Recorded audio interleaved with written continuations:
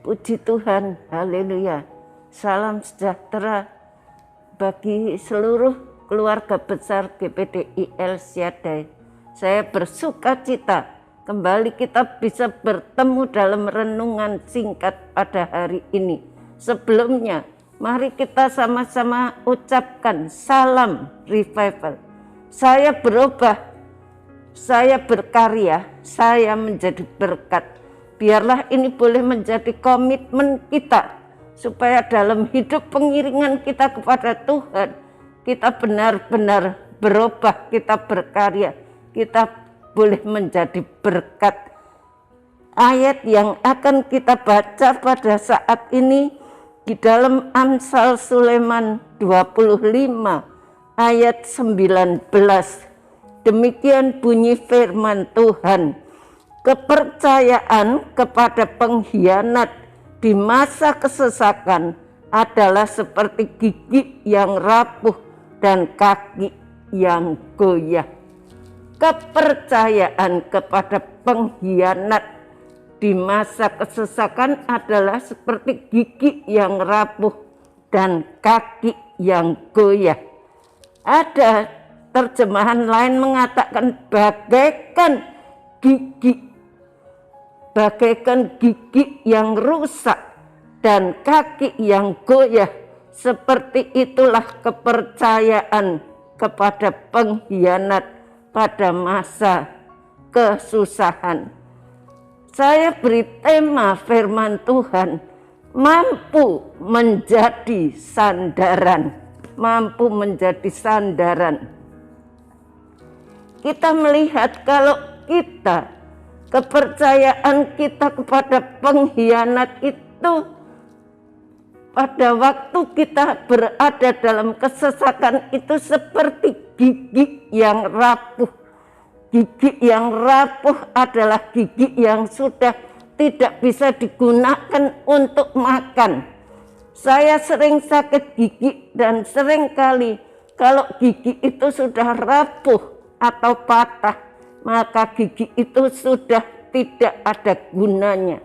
Kalau kita menaruh kepercayaan kita kepada pengkhianat, itu seperti gigi yang rapuh, jadi harapan kita sia-sia. Juga seperti kaki yang goyah. Kaki yang goyah itu adalah kaki yang tidak stabil, entah itu sakit, entah itu karena jatuh, patah dan sebagainya, itu sudah tidak bisa jalan dengan stabil. Itu kalau kita menaruh kepercayaan di saat-saat kita berada dalam kesesakan, menaruh kepercayaan kepada pengkhianat, dikatakan di masa kesesakan adalah seperti gigi yang rapuh dan kaki yang goyang. Cacat rohani lain yang disebutkan dalam Imamat pasal yang ke-21 ayat yang ke-18 sampai 20, demikian bunyi firman Tuhan. Karena setiap orang yang bercacat badannya tidak boleh datang mendekat. Orang buta, orang timpang, orang yang bercacat mukanya, orang yang terlalu panjang anggotanya, orang yang patah kakinya atau tangannya, orang yang berbonggol atau yang kerdil badannya atau yang keluar, yang bulat matanya, orang yang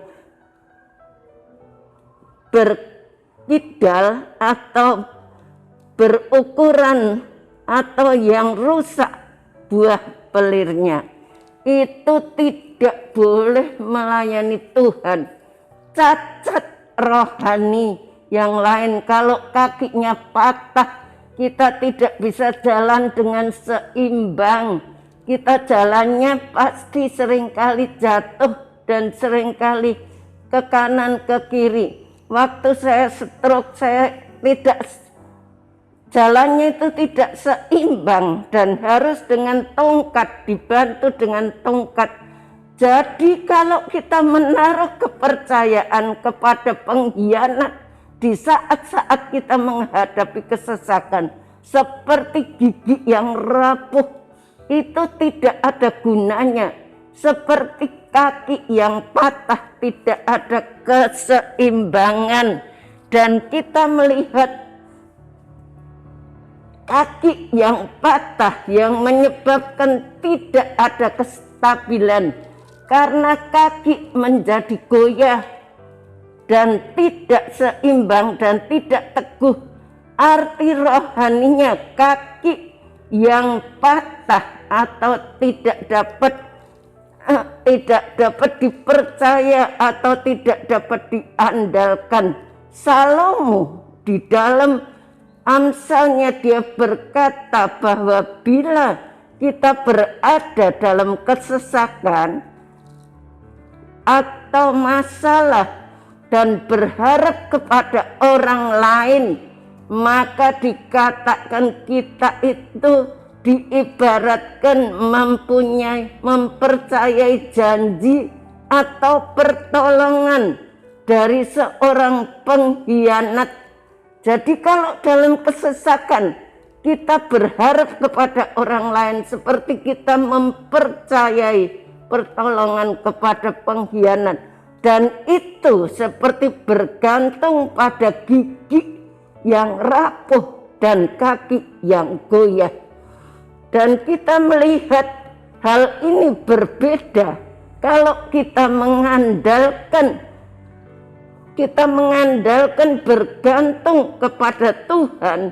Kalau kita mengarahkan pandangan dan pengharapan kita kepada Tuhan, maka kita tidak pernah akan dikecewakan, karena dikatakan Dia itu setia dalam segala perkataannya dan penuh kasih dalam setiap perbuatannya. Di dalam Mazmur 145, Mazmur 145 ayat yang ke-13b, Tuhan setia dalam segala perkataannya dan penuh kasih setia dalam segala perbuatannya.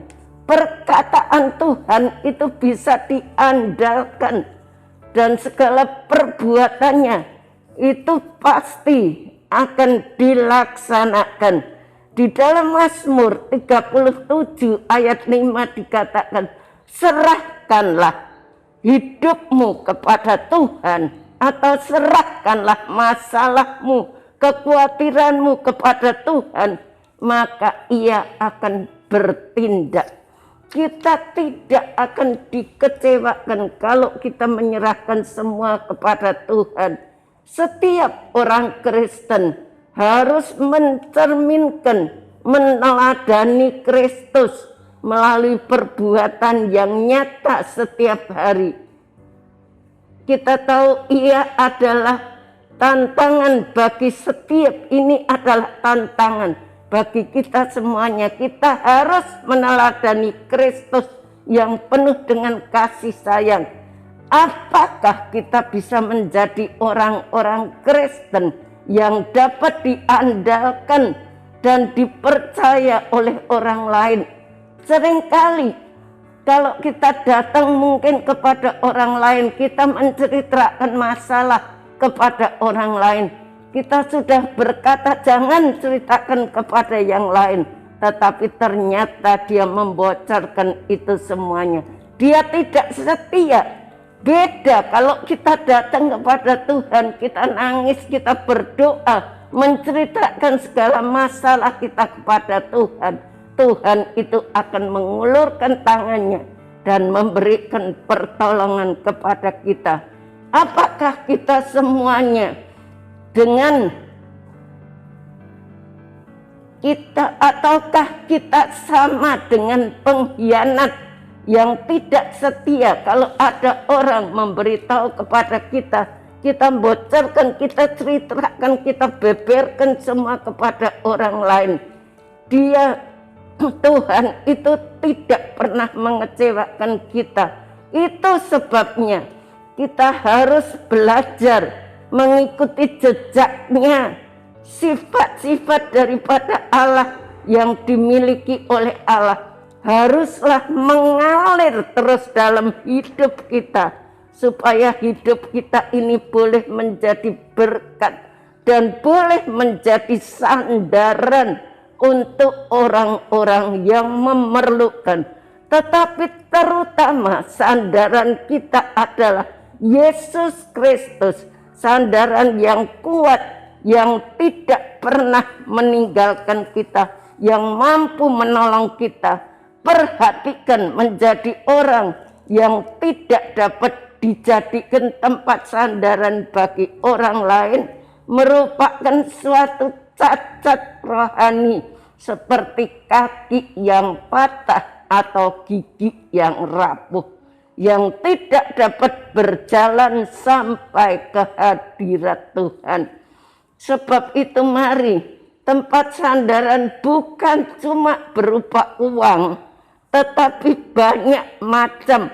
Orang kaya pun memerlukan sandaran. Dia tidak bisa hidup sendiri, dia harus ada orang yang menolong di saat-saat dia sakit. Maka ada orang yang harus memberikan pertolongan. Bisakah kita menjadi sandaran di tengah dunia yang penuh keegoisan ini? Mari Bapak Ibu Saudara sekalian, biarlah kita sebagai orang-orang percaya, kita menjadi orang yang bisa menjadi sandaran dan perlindungan untuk orang-orang yang membutuhkannya. Tapi perlindungan yang tepat adalah Tuhan Yesus Kristus yang senantiasa akan memberikan kekuatan kepada kita. Terima kasih telah mengikuti renungan 79. Kiranya dapat menjadi berkat kita semuanya. Bapak, Ibu, Saudara yang ingin didoakan untuk pokok doa tertentu, menceritakan kesaksian baik mujizat kesembuhan, pemulihan masalah keluarga, dan lain-lain dapat disalurkan melalui cas WhatsApp di nomor 0813 2742 0088. Mari kita sama-sama berdoa. Terima kasih Tuhan buat firman-Mu. Biarlah Engkau sempurnakan firman-Mu. Ajar kami senantiasa selalu bersandar kepadamu. Karena Engkau sedetik pun tidak pernah meninggalkan kami. Sedetik pun tidak pernah membiarkan kami. Tuhan, berikan kepada kami kekuatan. Ajar kami senantiasa bersandar kepadamu. Dan jadikan kami anak-anak-Mu yang mampu menjadi sandaran untuk orang yang membutuhkannya. Terima kasih Tuhan. Berkati seluruh keluarga GPDI El Shaddai dalam usaha pekerjaannya. Tuhan tolong memberkati Ibu Gembala kami dalam pelayanannya. Topang beliau terus Tuhan, tambah-tambahi hikmat, kekuatan, dan urapan yang baru. Multimedia yang dengan setia melayani kami, balas berkati dengan limpah-limpah. Terima kasih Tuhan.